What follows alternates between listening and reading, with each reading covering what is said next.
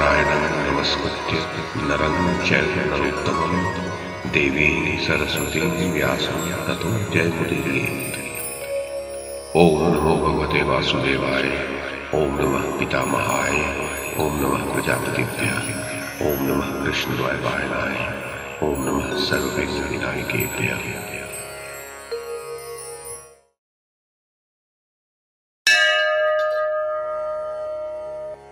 वैशंपायन जी कहते हैं, जन्मेजय, इसके बाद धर्मराज युधिष्ठिर ने मार्कंडेय जी से निवेदन किया, मुनिवर, सुनने में आता है कि बक और दालभ ये दोनों महात्मा चिरंजीवी हैं और देवराज इंद्र से इनकी मित्रता है। अतः मैं बक और इंद्र के समागम का वृत्तांत सुनना चाहता हूं। आप उसका यथावत वर्णन कीजिए। मार्कंडेय जी बोले, एक समय देवता और असुरों में बड़ा भारी संग्राम हुआ। उसमें इंद्र विजयी हुए और उन्हें तीनों लोकों का साम्राज्य प्राप्त हुआ। उस समय पर भली भांति वर्षा होने के कारण खेती की उपज अधिक होती थी। प्रजा को कोई रोग नहीं होता था और सब लोग अपने धर्म में स्थित रहते थे। सबके दिन बड़े आनंद से बीत रहे थे। एक दिन की बात है, देवराज इंद्र अपनी प्रजा को देखने के लिए ऐरावत पर चढ़कर निकले। वे पूर्व दिशा में समुद्र के समीप एक सुंदर और सुखद स्थान पर, जहां हरे भरे वृक्षों की पंक्ति शोभा दे रही थी, आकाश से नीचे उतरे। वहां एक बहुत सुंदर आश्रम था, जहां बहुत से मृग और पक्षी दिखाई पड़ते थे। उस रमणीक आश्रम में इंद्र ने बक मुनि का दर्शन किया। बक भी देवराज इंद्र को देखकर मन में बहुत प्रसन्न हुए और उन्हें बैठने को आसन देकर पाद्य, अर्घ तथा फल मूल आदि के द्वारा उनका पूजन व आतिथ्य सत्कार किया। तत्पश्चात इंद्र ने बक मुनि से इस प्रकार प्रश्न किया, ब्राह्मण, आपकी आयु 1 लाख वर्ष की हो गई।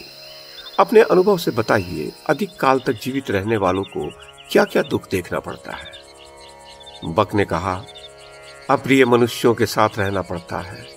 प्रिय व्यक्तियों की मृत्यु हो जाने से उनके वियोग का दुख सहते हुए जीवन बिताना पड़ता है और कभी कभी दुष्ट मनुष्यों का संग भी प्राप्त होता रहता है। चिरंजीवी मनुष्यों के लिए इससे बढ़कर और क्या दुख होगा। अपनी आंखों के सामने स्त्री और पुत्रों की मृत्यु होती है। भाई, बंधु और मित्रों का सदा के लिए वियोग हो जाता है। जीवन निर्वाह के लिए पराधीन होकर रहना पड़ता है। दूसरे लोग तिरस्कार करते हैं। इससे बढ़कर दुख और क्या हो सकता है।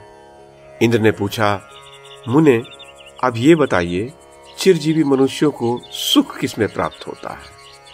बक ने कहा, जो अपने परिश्रम से उपार्जन करके घर में भले मात्र साग बनाकर खाता है मगर दूसरे के अधीन नहीं है, उसे ही सुख है। दूसरों के सामने दीनता न दिखाकर अपने घर में फल और साग भोजन करना अच्छा है, परंतु दूसरे के घर तिरस्कार सहकर प्रतिदिन मीठा पकवान खाना भी अच्छा नहीं है। यही सत्पुरुषों का विचार है।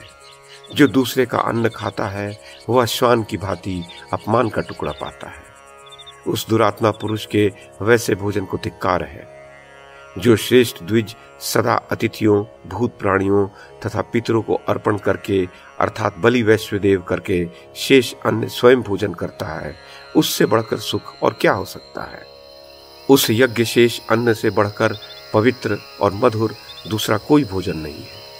जो सदा अतिथियों को जिमाकर स्वयं पीछे भोजन करता है, उसके अन्न के जितने ग्रास अतिथि ब्राह्मण भोजन करता है, उतने ही सहस्र गौओं के दान का पुण्य उस दाता को होता है तथा उसके द्वारा युवावस्था में जो पाप हुए होते हैं वे सब नष्ट हो जाते हैं।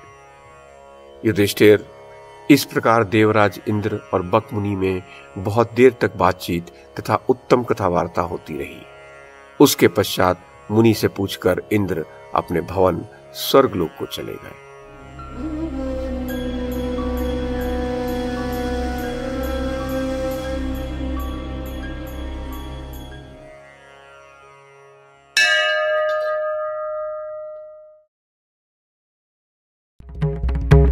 YouTube के माध्यम से महाभारत की कथा को एक श्रृंखला के रूप में प्रस्तुत करने का हमारा ये प्रयास यदि आपको सराहनीय लगा हो तो कृपया इस कड़ी को लाइक और शेयर करें, चैनल को सब्सक्राइब करें और बेल आइकन को दबाएं। साथ में अन्य लोगों को भी देखने के लिए प्रेरित करें। धन्यवाद और नमस्कार।